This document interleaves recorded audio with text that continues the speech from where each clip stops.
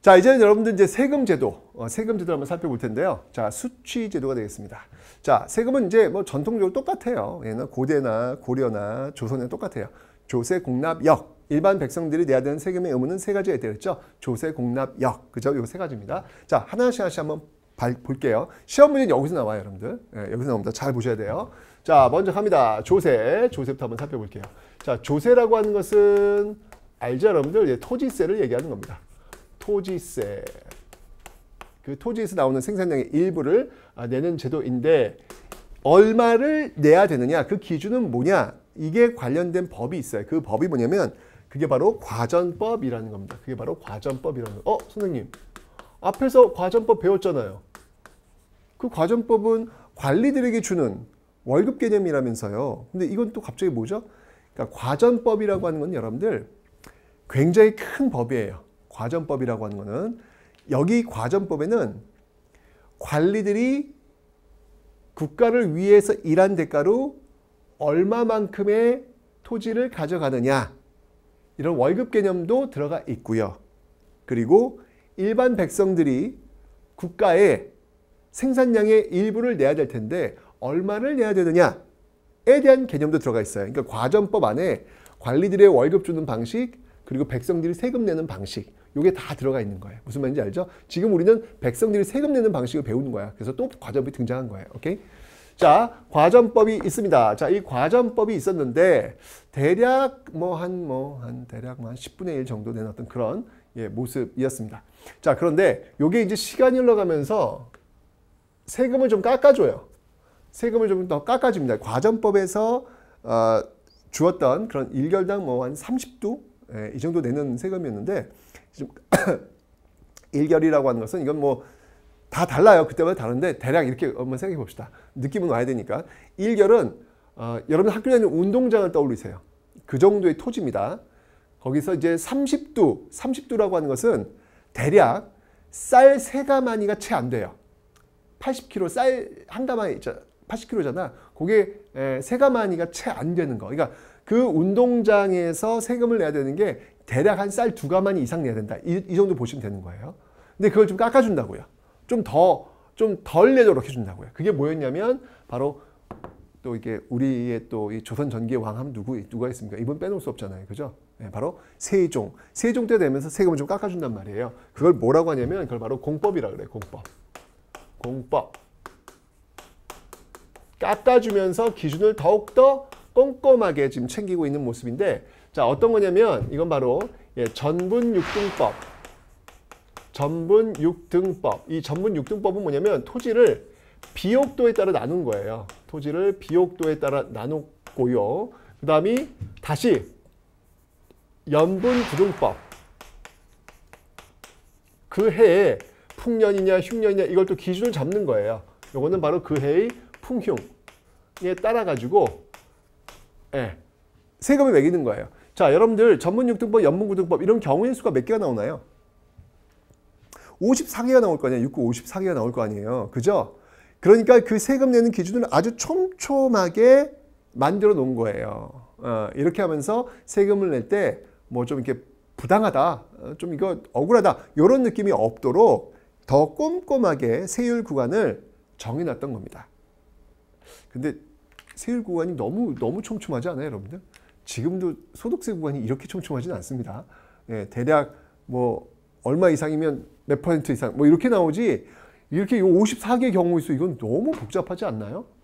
어쨌건 세종은 부당하지 않도록 세금을 내는데 부당하지 않도록 그리고 세금을 깎아주기 위해서 이런 방식들을 지금 취하고 있다는 거 일단 기억해 두세요.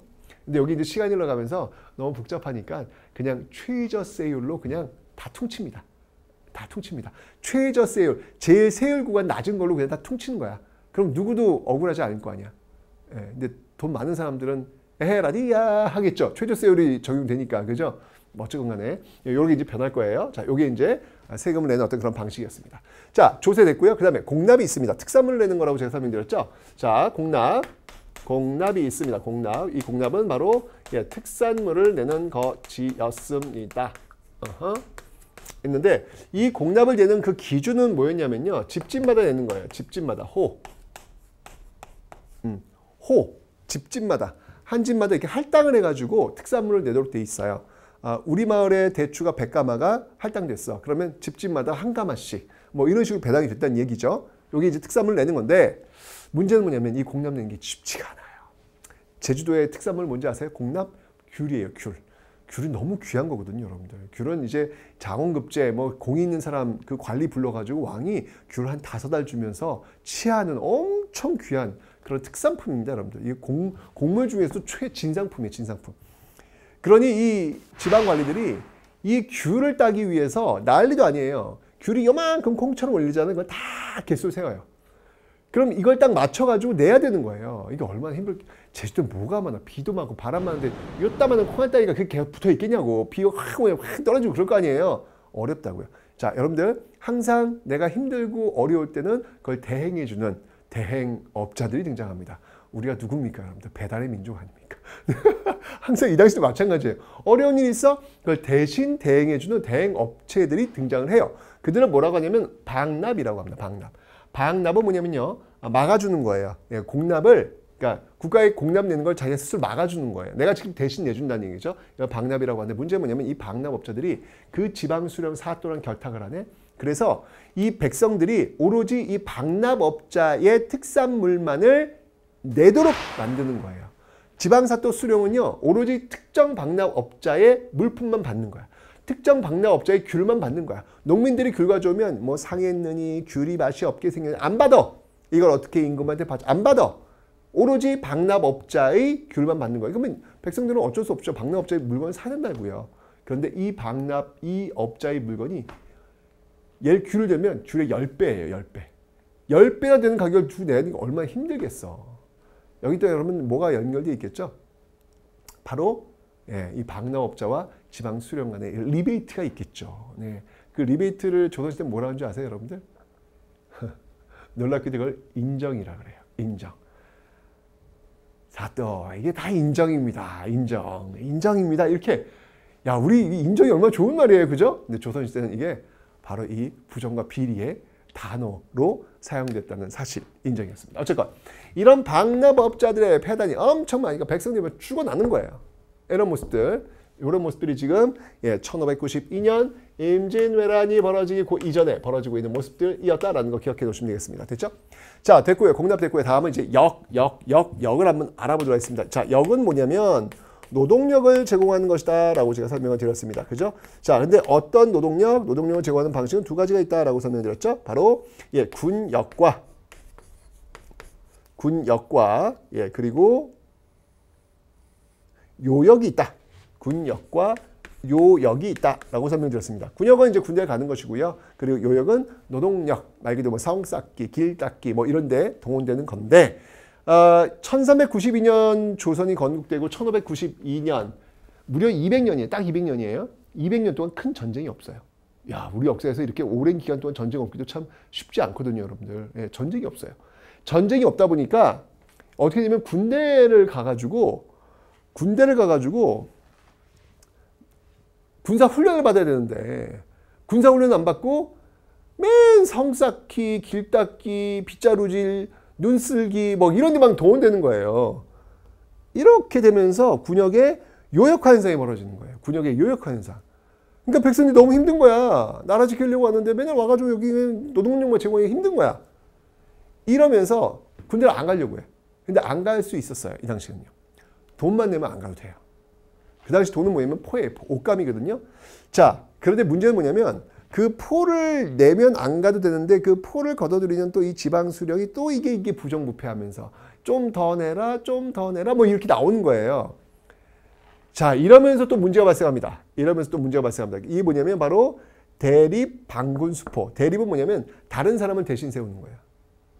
대신 세운다는 얘기예요. 대신 세운다. 설립자. 그다음에 방군수포는 뭐냐면요. 군대를 빼주는 거예요. 이게 방생한다 그러잖아요. 군대를 놔주는 거예요. 뭐를? 포를 내면 빼주는 거예요. 근데 여기에 이제 지방수령이 결탁이 되면서 더 세금을 많이 뜯어가는 어떤 그런 모습들이 보여진다는 얘기죠. 즉, 임진왜란 직전에 정말 이 세금 체계가 총체적인 문란으로 지금 가고 있다라는 겁니다. 자, 그러다 전쟁이 터진 거예요. 전쟁 터지고 양반들 먼저 도망가기 바빴잖아요. 양반들 위선이 보여진 거야. 이제 백성들은 아주 싸늘한 시선으로 그 양반들을 바라보고 있다고요. 지네들이 부모님처럼 우리를 보살펴준다는데 지네들이 먼저 도망가? 이 나쁜 것들! 이렇게 나온다는 얘기예요. 뭔가 그들을 달래줄 필요가 있었죠. 왜? 계속 정권을 유지하려면 필요했다는 이야기예요. 그래서 조선 후기에 그 양반들이 선택했던 방식은 뭐냐면요. 세금을 깎아주는 방식이에요.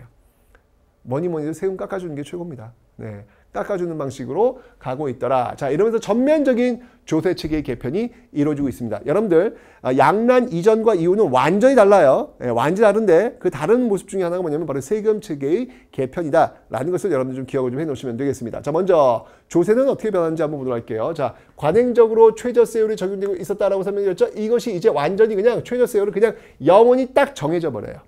이게 영정법이라고 하는데요. 이거는 바로 인조 때 병자호란 담당자였죠. 인조 때 시행이 되었습니다. 이거는요. 토지 1결당 4 또는 6두를 내도록 하는 거예요. 네, 쌀 한 가마가 안 되네. 한 반 가마 정도 되겠네요. 그죠? 이렇게 이제 딱 여기 최저세율이었어요. 이 공법에서 이게 최저세율이었거든요. 그 최저세율이 딱 정해져 버린 거예요. 이거 딱 돼. 아예 그냥 딱 정해져 버린 거예요. 이렇게. 그 다음에 자 이제 정말 시험에 잘 나온 게 바로 이 대동법입니다. 이 대동법을 시행했던 왕은 여러분 잘 알고 계시죠? 바로 광해군입니다. 광해군 때 처음으로 이 대동법이 이제 시행이 되는데 이 대동법은 여러분들 1결당 어떻게 되냐면 토지 1결당 12두를 내도록 되어 있습니다. 가만히 있어봐. 선생님, 공납은 원래 특산물을 내는 거 아닌가요? 귤 내고 뭐 대추 내고 뭐 이런 거 아닌가요? 근데 왜 갑자기 쌀이죠? 네. 특산물 내는 데 있어서 굉장히 그 부정함들이 있고 불규칙하고 이게 틀이 없으니까 그냥 아예 그냥 당시 화폐라 했으니 쌀이 화폐나 마찬가지거든요. 균일하게 뭔가 규격화가 되면 여기에 부정과 비리가 개입할 여지가 적어요. 항상 규격화시키는 게 그래서 중요한 거예요. 명확하거든요. 그래서 1결당 12도 쌀로 그냥 정하는 겁니다. 그래서 지금 이제 이 쌀로 냈다는 얘기는 뭐냐면 이제 그 기준이 집집마다 내는 호 단위에서 이제 토지 단위로 지금 바뀌고 있다. 집집마다 내는 거에서 토지 단위로 바뀌고 있다. 여러분 이건 모르는 거죠. 그러면 내가 토지를 많이 갖고 있어. 나 10개 갖고 있어. 그럼 몇 둘 내야 되는 거예요? 120둘 내야 되는 거예요. 뭐야? 나 옛날에 그냥 나도 똑같이 옆집 못 사는 사람이나 나나 똑같이 귤 한 상자 냈는데 이제는 내가 땅이 많다고 해서 120둘 내야 되는 거예요. 돈 많은 사람들은 좋을까 싫을까? 싫겠죠. 당연히 싫겠죠. 세금을 더 많이 내야 되는데 싫겠지. 그죠? 그래서 여러분들 이 대동법이 전국으로 시행되는데 몇 년 걸린지 알아요? 100년 걸려요. 그러니까 이 조세 저항이라고 하는 게 이게 엄청난 겁니다, 여러분들. 이 세금은 진짜 어려운 거예요. 예, 그래서 이런 어떤 그 우여곡절이 있다는 거. 어쨌건 광해군 때 첫 스타트하는 거. 경기도 지역만 시범적으로 일단 첫 스타트를 했는데 이게 전국으로 확산되면 무려 100년이 걸린다. 엄청나죠, 여러분들. 자, 근데 문제는 뭐냐면 쌀로 내면 이제까지 임금님께서 공납으로 바친 것들을 음식을 드셨잖아요. 근데 이제 다 전국에 쌀만 올라와. 그럼 임금님은 쌀만 먹고 계시냐? 아니잖아요. 그죠? 그 쌀을 갖고 이제 임금님이 드실 음식들, 반찬 이런 걸 사오면 될 거 아니야. 그죠? 이게 이제 돈이나 마찬가지니까. 자, 이러면서 국가가 필요로 한 물품들을 사들이는 상인이 등장해요.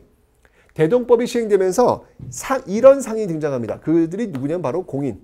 네, 공인. 네, 국가가 인정해준 상인. 공인이 등장하고 있더라. 대동법 시행에서 여러분 정말 중요한 거예요. 예, 공인 등장. 이 공인은 근데 여러분들 국가에서 필요한 돈을 엄청 받아가지고 물건을 대량으로 구매하는 사람들이야. 어마어마하게 막 한꺼번에 구매한단 말이에요. 그죠? 자, 이러니까 대량으로 구매하려면 대량으로 물건을 만들어야 될 거 아니에요. 옛날엔 자급자족 단계였거든. 근데 이제는 대량으로 물건을 사겠다는 사람이 있으니까 대량으로 물건을 만들 필요가 있는 거예요.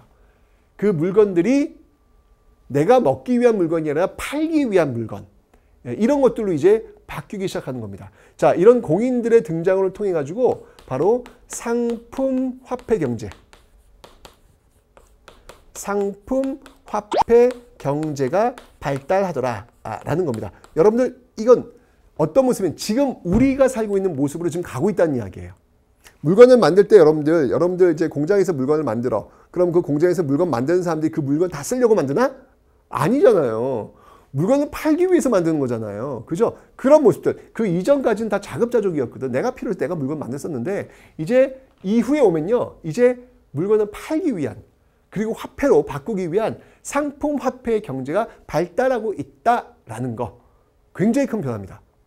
이전까지의 농업 중심의 국가에서 이제 서서히 상업이 발달하는 모습으로 바뀌어 나가고 있는 모습. 이게 바로 양난 이후 조선사회가 가져가고 있는 변화다. 그러니까 이 양난 이후 조선사회가 향하고 있는 사회는 바로 지금 우리가 살고 있는 이 사회. 이 사회를 향해 가고 있다라는 거. 이게 가장 중요한 포인트가 되는 거예요. 아시죠, 여러분들? 자, 대동법은요. 이런 변화를 가져왔고요. 그 다음에 이제 역외폐단. 이걸 이제 해결하기 위해서 이것도 정말 어마어마한 세금을, 절세, 세금을 깎아줍니다. 이 균역법을 시행했던 왕은 바로 탕평정책을 시행했던 바로 영조가 되겠습니다.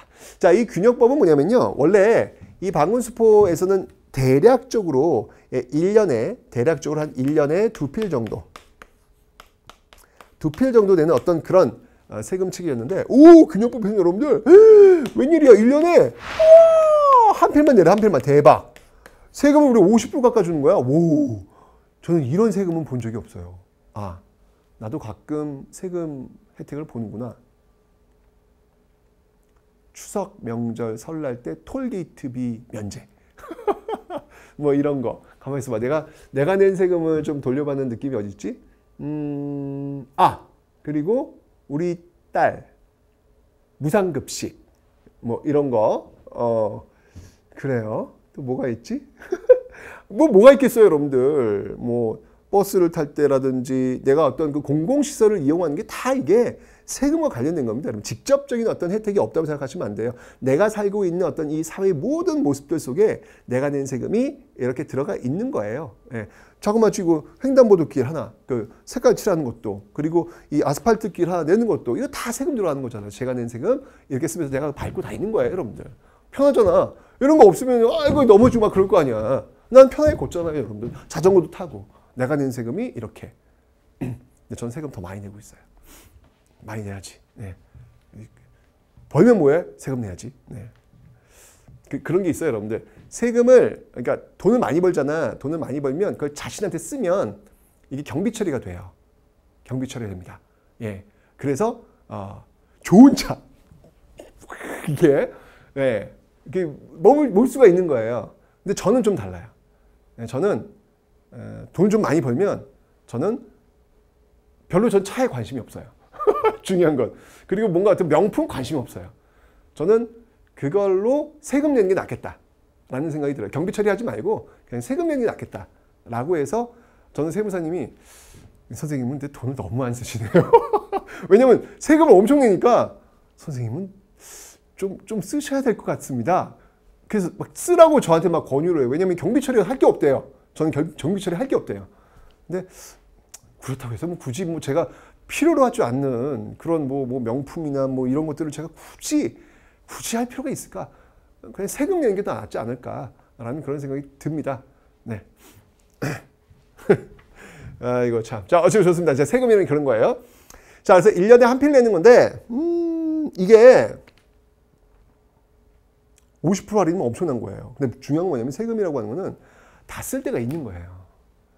이게 세금을 깎아주면 국가는 뭔가 써야 되는 건데 이걸 덜 걷는다는 얘기잖아요. 그럼 써야 될 때 못 쓴다는 이야기예요. 세금은 정해져 있는 거잖아요. 이게 누가 갖는 게 아니잖아요. 그죠? 그러니까 이걸 보완을 해야 돼요. 이렇게 깎아줬으면 보완을 해야 돼요. 그 보완을 어디서 하느냐? 자, 한번 보도록 할게요. 자, 이 1년에 한 필 내는 거, 이거 보완을 해줘야 됩니다. 이 보완 방식이 있어요. 자, 어떤 것들인지 한번 볼게요. 자, 먼저, 결작이라는 것을 걷게 합니다. 결작. 자, 보완책, 결작. 1결당 2두씩. 1결당 2두씩 세금을 내도록 하는 게 있고요. 그 다음에, 그 당시에 좀, 이제 조선 후기가 되면 돈을 좀 번 일반 백성들이 있어요. 예. 그러니까 이게 이 방법이죠. 돈을 좀 많이 벌면 뭔가 그 돈을 좀 나를 위해서 좀 쓰고 싶다고.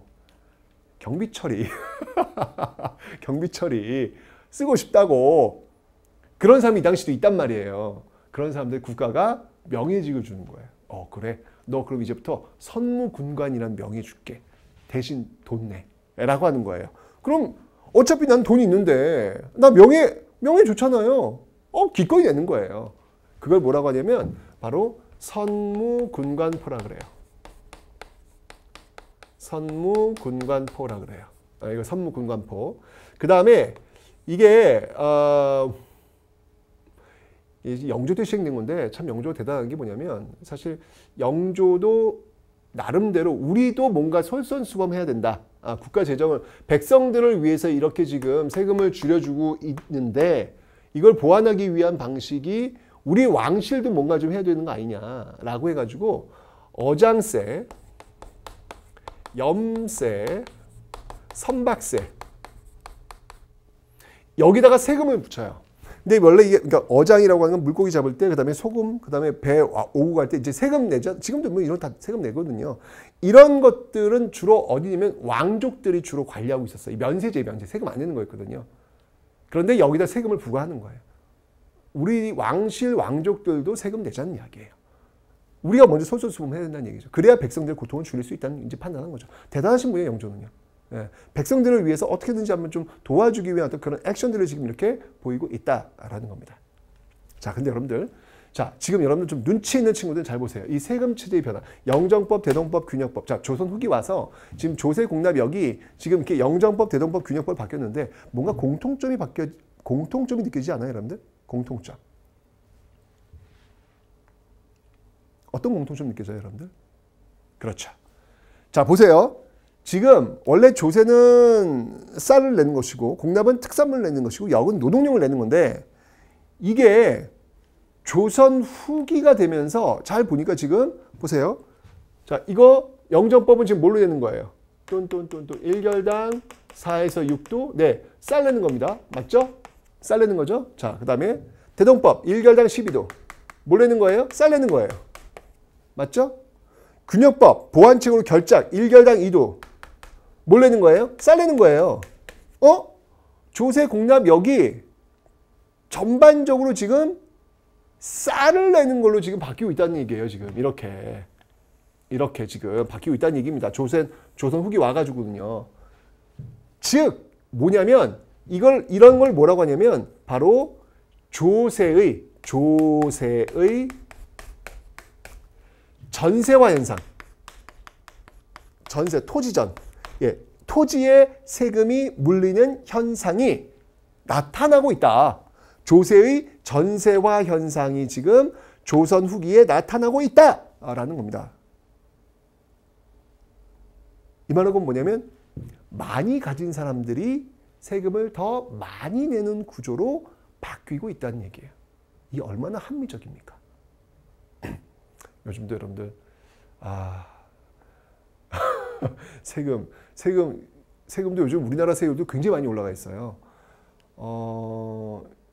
대략 약 한 최고 세율 같은 경우에는 거의 50%가 넘어요.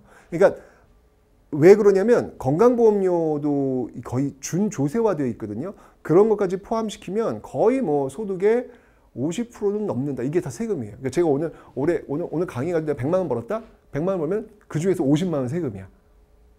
이런 구조예요, 여러분들. 이런 구조예요. 예.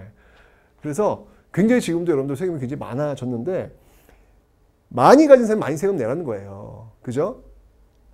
여기도 지금 그런 현상이 벌어지고 있는 겁니다. 지금 어떤 세금 체계의 어떤 합리적인 어떤 그런 모습들, 많이 가진 사람이 많이 세금 내도록 하는 모습들, 조세의 전세화 현상이 벌어지고 있다. 당연히 여기에 대한 저항도 많았죠. 그래서 대동법 같은 경우는 100년 걸렸다는 이야기가 그래서 나오는 거예요. 오케이. 자, 근데 여러분들 이렇게 쌀에 집중되는 이유는 뭘까? 뭔가 이유가 있어. 지금 양란 이후에 세금이 지금 다 이렇게 쌀에 지금 집중하는 이유는 뭘까? 이유가 있어요. 그 이유는 뭐냐면 쌀이 많이 나오니까.